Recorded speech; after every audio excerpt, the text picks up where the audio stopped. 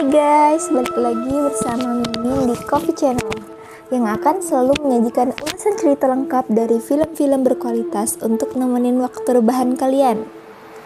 Dan di video kali ini, Mimin akan membahas alur cerita dari film yang berjudul Shinobi no Kuni.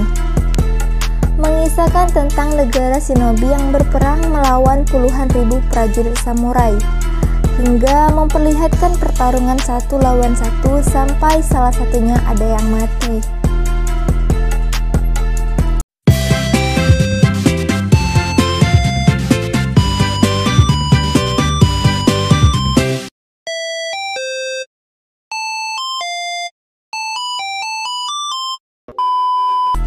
Scene dari film ini diawali dengan memperlihatkan para shinobi yang sedang mengendap-endap menuju sebuah gerbang.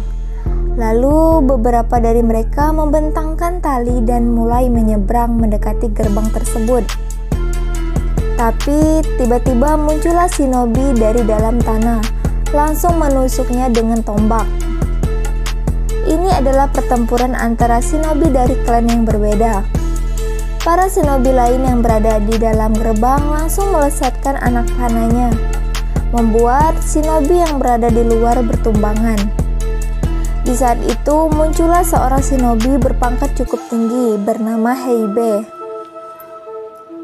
Dia adalah anak dari petinggi shinobi di desa dan sebenarnya dia tak suka dengan pertempuran antar klan ini. Tapi lain halnya dengan adiknya yang bernama Jirobe. Dia sangat menikmati pertempuran itu. Ketika itu, tiba-tiba saja kabut asap mengepul di udara, membuat para shinobi tak bisa melihat dengan jelas. Lalu sesosok shinobi muncul menyerang para shinobi yang panik karena tidak bisa melihat apa-apa. Setelah itu, gerbang besar itu pun terbuka dan terlihat seorang shinobi di sana. Dia bernama Mumon, sang shinobi yang terkenal sebagai shinobi terkuat karena kelincahan dan kecepatan gerakannya. Dengan terbukanya gerbang itu, para shinobi yang berada di luar pun merangsak masuk dan mengempur para shinobi yang berada di dalam. Pertempuran habis-habisan pun terjadi. Sementara itu, Mumon dia ternyata tidak ikut bertempur dan hendak kembali pulang. Seorang petinggi shinobi lalu berkata pada Mumon kalau dia akan membayar 100 keping tembaga jika dia bersedia membunuh Jirobe. Mendengar itu, Momon pun akhirnya bersedia. Kemampuannya langsung dia perlihatkan bagaikan burung, dia melompat tinggi seakan terbang, lalu mendarat di dalam gerbang tanpa kesulitan sedikit pun. Di dalam gerbang, Momon langsung diserang oleh puluhan musuh, tapi dengan mudah dia berhasil menghindar dan menyerang tanpa tergores sedikit pun. Hingga akhirnya Momon berhasil bertemu Jirobe. Tiba-tiba salah satu petinggi shinobi di situ berteriak kawa. Kawa adalah pertarungan satu lawan satu, dan arena pertarungan mereka hanya dibatasi oleh dua garis yang jaraknya sempit. Jika ada yang keluar garis, orang-orang di sekelilingnya akan menyambet dengan senjata dan dia dimasukkan ke garisnya kembali. Ini adalah pertarungan sampai mati.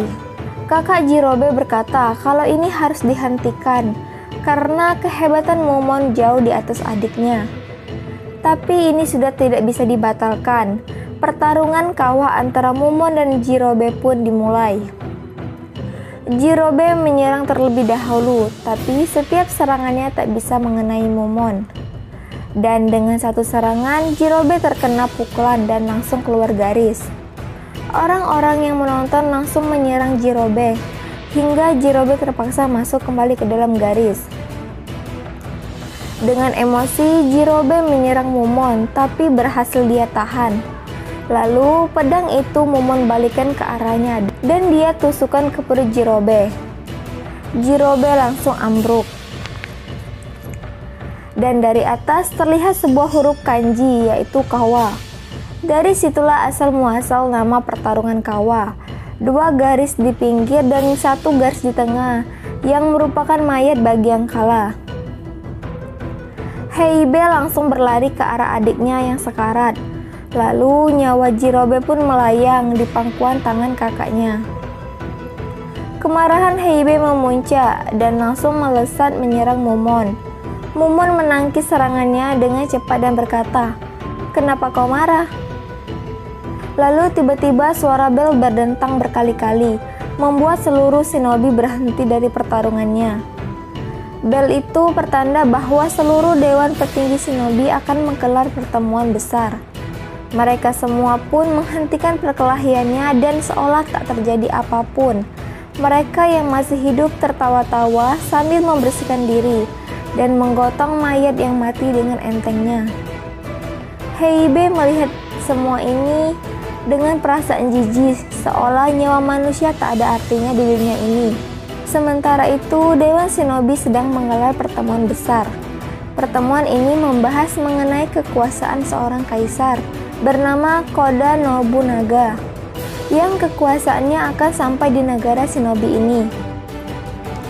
Mereka membahas apakah kita akan berperang, melawan, atau tunduk pada mereka.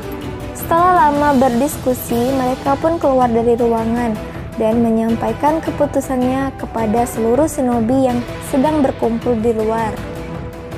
Mereka mengumumkan bahwa kita akan tunduk pada kekaisaran. Para dewan pun mengutus 2 orang shinobi untuk menyampaikan hal ini ke kekaisaran. Mereka adalah Heibe dan seorang shinobi lain dari desa. Setelah pertemuan itu, mereka semua pulang ke rumah. Mumon pun demikian. Dia berjalan melewati sawah-sawah dan ladang hingga sampai di sebuah gubuk kayu. Ia lalu berbicara kepada seseorang di dalam dan menyerahkan sejumlah uang. Di dalam rumah terlihat seorang wanita cantik. Dia bernama Okuni dan dia adalah istri Mumon. Okuni berkata bahwa uang ini tak cukup untuk menghidupi kehidupan mereka. Ketika mereka mengobrol, tiba-tiba muncul seseorang dengan luka-luka di tubuhnya. Dia adalah utusan yang pergi bersama Heibe tadi. Sebelum kematiannya, dia berkata kalau Heibe telah menyerangnya dan Heibe sekarang menjadi pengkhianat. Di tempat lain, di kediaman kekaisaran, terlihat Heibe diikat dan sedang diinterogasi. Di hadapannya adalah seorang anak kaisar bernama Nobukatsu.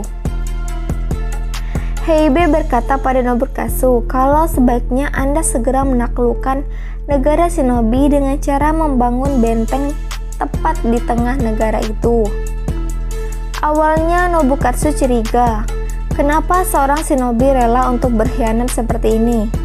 Tapi Heibe ini memang sudah muak dengan negaranya sendiri dan ingin berada di pihak kekaisaran saja. Muncul beberapa pendapat dari berbagai pihak di sana. Apakah saran dari Heibe ini akan dilakukan atau tidak? Salah satu yang tidak setuju adalah seorang jenderal perang bernama Daizen.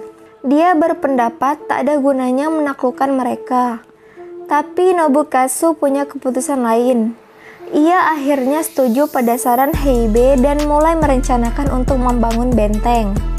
Berita ini pun sampai pada para shinobi. Kekaisaran akan membangun benteng di negara mereka dan para shinobi akan dibayar 150 perunggu per hari untuk membangun benteng itu. Mereka pun bersemangat dan menyetujuinya karena uang segitu bagi mereka sudah banyak. Pembangunan benteng pun dilakukan selama berbulan-bulan hingga akhirnya bentengnya pun selesai. Pihak kekaisaran memberikan pembayaran kepada para petinggi shinobi, lalu mereka pun pamit. Di tengah jalan, seorang petinggi shinobi berkata, "Sekarang ledakan seluruh bentengnya karena uangnya sudah kita dapatkan." Lalu tanpa diduga menara benteng mulai meledak dan mulai terbakar.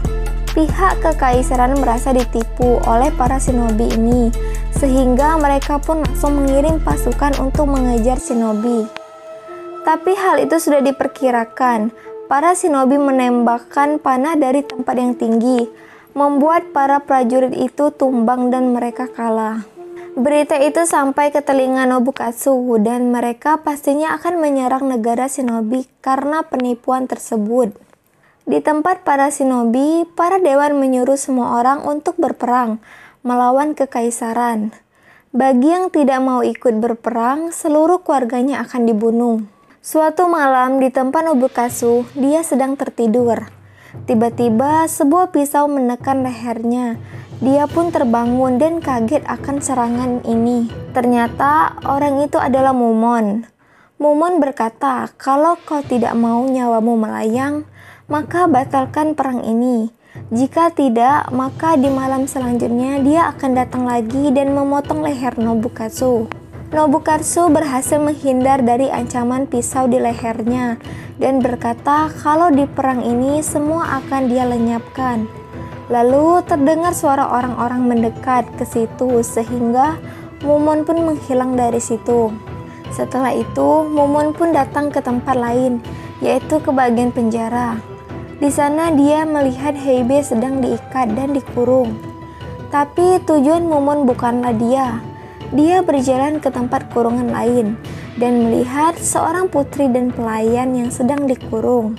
Dia adalah putri pemimpin di negara itu sebelum dikuasai kekaisaran. Heibe memberitahu kalau sepertinya Mumon ini datang untuk membunuh Nobukatsu, tapi Mumon menyangkalnya. Lalu tiba-tiba putri itu berkata, apakah jika ada yang mau membayar kau akan bersedia melakukannya? Sang putri lalu menawarkan sebuah harga, yaitu sebuah guci kecil kuno. Harga dari guci itu setara dengan 10.000 keping emas. Putri itu lalu berkata, bunuhlah Nobukatsu dan ambillah guci ini sebagai bayarannya. Dia ingin Nobukatsu mati karena telah mengambil negaranya. Mumon pun tergiur akan bayaran sebanyak itu dan bersedia melakukannya. Ketika Mumon menjauh, tiba-tiba terdengar suara sesuatu yang jatuh.